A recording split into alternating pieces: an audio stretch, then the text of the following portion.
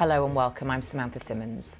More hostages and prisoners in Israel and Gaza have been released as talks continue to extend the temporary ceasefire. A spokesperson for the Israeli government said that it would be open to an extension of the truce under the current hostage-prisoner exchange agreement.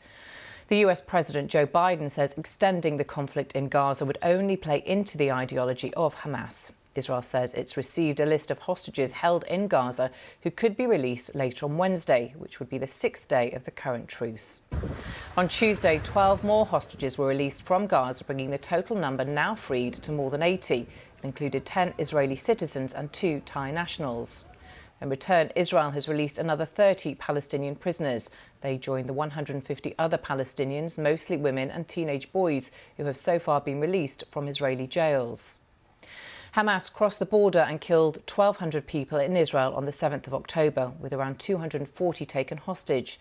Since then, Gaza's Hamas-run health ministry says more than 14,800 people have been killed in Israel's retaliatory campaign, including around 6,000 children. Tal Heinrich, a spokesperson to the Israeli Prime Minister Benjamin Netanyahu, told the BBC the Israelis are willing to extend the ceasefire under the current terms. We have received the list. We are notifying the families of the people who appear on the list and all other families of the hostages who are still being held in the Gaza Strip. Right now, we're talking about 173 hostages who are still there. And we certainly hope that this materializes tomorrow and that we will see, hopefully, a 6th group of hostages leaving the Gaza Strip and returning home to Israel.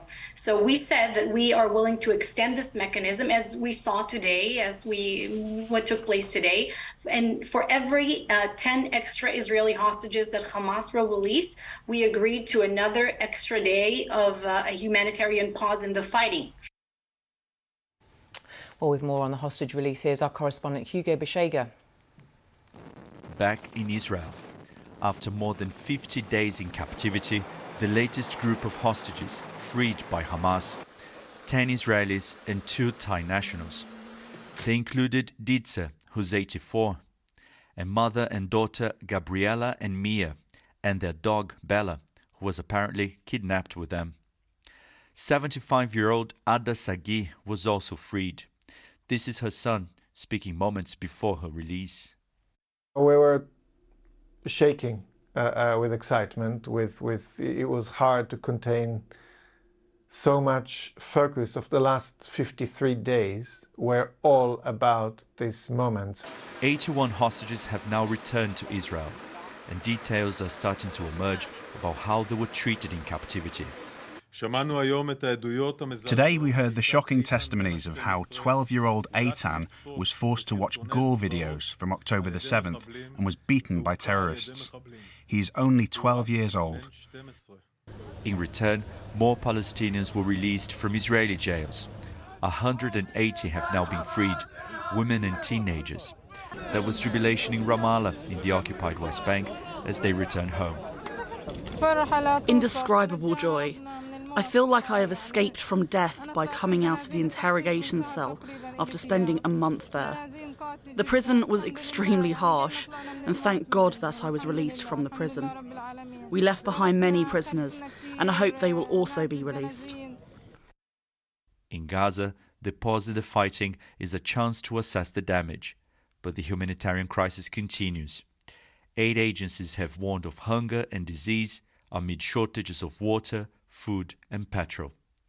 The ceasefire is holding, but people in Gaza wonder for how long the guns will stay silent. Hugo Beshega, BBC News, Jerusalem. And Hugo joins me now from Jerusalem with the latest from there. Hugo, welcome to you. Let's pick up on that point you ended your report with. How long will the guns stay silent? We're entering the 6th day now of this ceasefire, with hopes all around the world that it will be extended. What's your thoughts about the process going forward and what the Israeli government is saying and the negotiators from Qatar? Yes, Samantha. So negotiations continue for an extension, another extension to this ceasefire truce between Israel and Hamas. So we heard from Israeli government spokesperson saying that the authorities here are hopeful that another extension could happen, and Hamas has indicated that they are open to that. So intelligence officials from Egypt, Israel, and the US are in Qatar, which has been mediating those talks. Yesterday they had meetings to discuss the possible terms of this extension, and I think more talks will be happening today. And it will be interesting to see the terms of this new possible deal, because one of the possibilities is that we could be seeing the first group of men or military personnel being released, people who've been held hostage now for more than 50 days. And it will be interesting to see whether Hamas will have any kind of extra demand to release those Israeli officers. Now, today we are expecting 10 more Israeli hostages to be released. And again, for every Israeli hostage, we should see 3 Palestinian prisoners, women and teenagers, being released from Israeli jails. So obviously those negotiations continue, but that the hope, not only here but also in Gaza, is that this truce could be extended, and we could see an extension of this ceasefire in Gaza.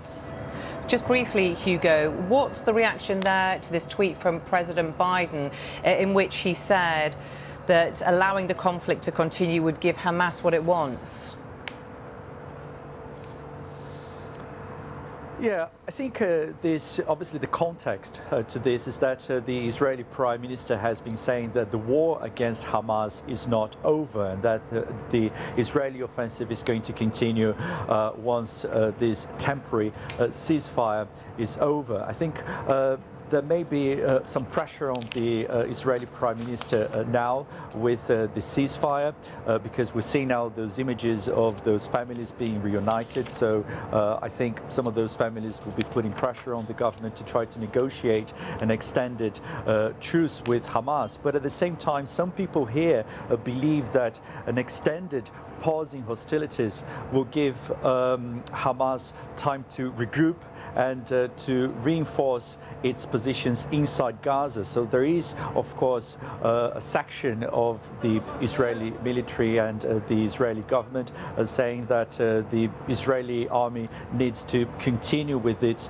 offensive in Gaza. And President Biden, American officials have been saying that even if the Israeli offensive goes ahead, a lot of attention needs to be focused on the humanitarian situation of the Palestinians living in Gaza. We've seen that in the last few days because of this pause in hostilities. A lot of aid has been delivered to Palestinians in Gaza, much needed aid, and we're also hearing warnings from UN officials, from aid organizations, saying that it's not enough, that the humanitarian crisis continues and the situation could get worse if the situation doesn't change on the ground.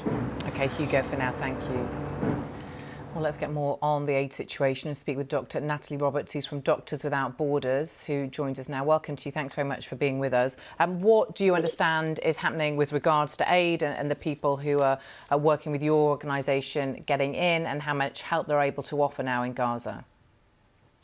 Thanks very much for having me. Yes, I mean, this temporary ceasefire has been a really welcome respite from the war, from the last 7 weeks of war, which has caused massive humanitarian consequences, as we just heard. And in particular, what's happened over the last 7 weeks is that the entire health system of the north of Gaza has collapsed.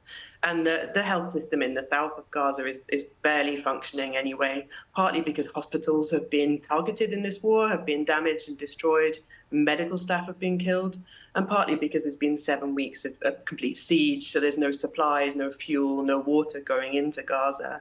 So obviously having six days of no fighting has allowed the hospitals in the south of Gaza to start responding to the buildup of injured people, many people with burns, and they're being flooded essentially by hundreds of patients a day who have been unable to access medical care up until now from the north and from the south of Gaza. So the hospitals are entirely overwhelmed.